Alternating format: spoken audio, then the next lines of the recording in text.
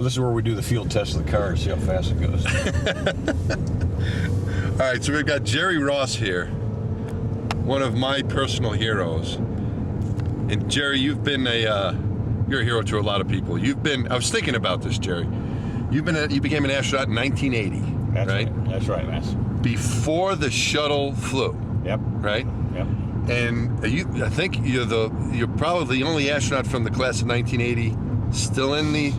Still active, quasi-active. Still active.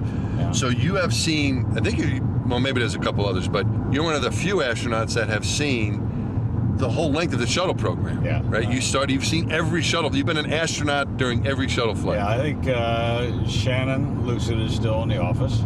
Right, and yeah. Anna Fisher still in the office. Anna was on sabbatical for a while, but... Right, she's there. Yeah, so just a couple of them, you're one of the few that have been. So how does it now? So you've gone from start to finish, and we're here at the Kennedy Space Center, coming up the Vehicle Assembly Building. What's going through your mind now? As far as the end of the shuttle, I wanted to stay here. I wanted to be able to say that I completed the shuttle from beginning to end.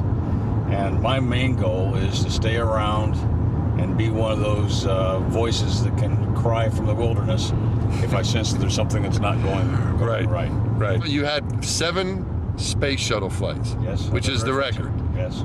I think someone tied you, right? Franklin Chang, one of my classmates. Yeah. But you guys have 7. I mean, I've been lucky enough to go twice, but you've gone 7 times, which is a record. It's the most space flights anyone's had, right? Yeah, You and Franklin are tied. It was a good start. It was a good start.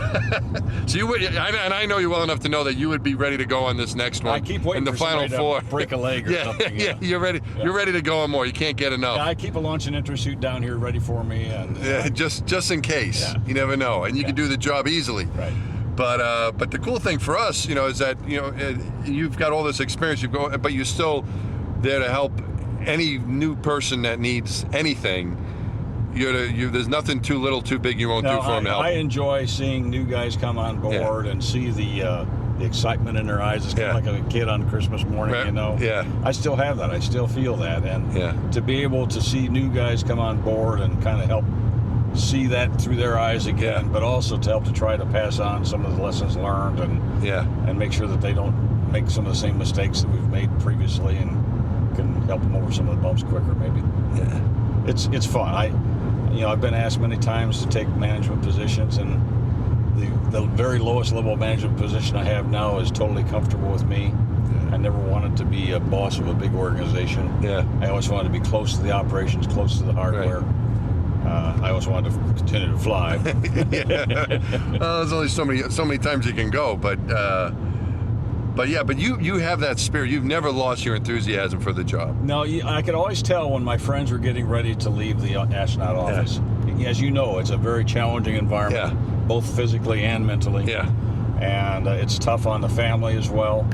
But I could always tell when my friends were getting to the point where they were about ready to say, that's it, I'm going elsewhere. Because they'd start to complain about having to fly or having to go into the simulator or getting into the suit and getting into the water tank. Yeah. And on my 7th flight, I still felt like a kid in a candy shop. And I said, oh boy, we get to do this again. This is all good stuff. I remember this, and this is one of the good parts right here. Yeah. We're going to drive 113s today. This is good stuff. Yeah. So I feel extremely blessed, Mass, to have had the opportunities to see so many people come through the astronaut office and share part of their lives with them, and a tremendously talented professional group of people, and it's been a lot of fun. I've always felt that as an organization, I mean NASA as a whole, as an organization, particularly our office, is the best. They have the best group of people in the world. I would challenge any organization to just based on the character of the people we get to work with daily, are just I think just one great of the neatest things that I've sensed, not only at JSC or KSC, but almost everywhere within NASA, anybody you talk to, everybody says they've got the best job. And I don't care if it's one of the cooks here in the crew quarters, or if it's somebody that's a machinist in one of the manufacturing facilities, or guys working out on the line helping us to keep the airplanes flying, or whatever it is. Everybody is enthralled with what they're doing, and most of them would do it even if they didn't get paid. I mean, that's the way they are. And they just feel like they're making major contributions to our country's space program. And that's what keeps them there and keeps them excited. Yeah. It's a great place to work, isn't it? Yes, it is. It's the best. You can't do any better than this. I've been very fortunate throughout my Air Force and NASA careers to have exciting jobs and exciting things to do. But NASA is by far the group of people that comes to work every day with a smile on their face and really is engaged in what they're doing. Do you have as we're getting closer to crew quarters and we're going to have to get out of the car soon, do you have a favorite memory? This is probably an impossible question. You probably have a favorite 100, but has anything come to mind out of all the years, something that sticks out to you? Yeah, I think I've got some favorite stories you've told me. I'm wondering what you're going to come up with. Go ahead. All right, well, this is going to be a test. All right, go ahead. All right, let's see what you come up with. I think one of the most unique experiences I ever had as a human being is on my third space shuttle flight. I was outside on a spacewalk. I was on the end of the mechanical arm, and it was way above the payload bay. And Jay App, my spacewalking buddy, was outside, and the guys inside were concentrating on what Jay was doing. Right. And so they told me just to relax for a second while they helped Jay with some procedures. And so I turned off my helmet-mounted lights, and I looked up at the blackness of space, and I tried to dark adapt my eyes as best I could to see as many stars as possible. Right. And I will never forget doing that, just standing out there, and I had this sense of being my own little spacecraft, my own spacesuit, and being at unity with the universe. And for an engineer, that is a weird thing to be saying, that you have this feeling of being at unity with the universe. And I felt like at that point I was doing exactly what God had designed me to do.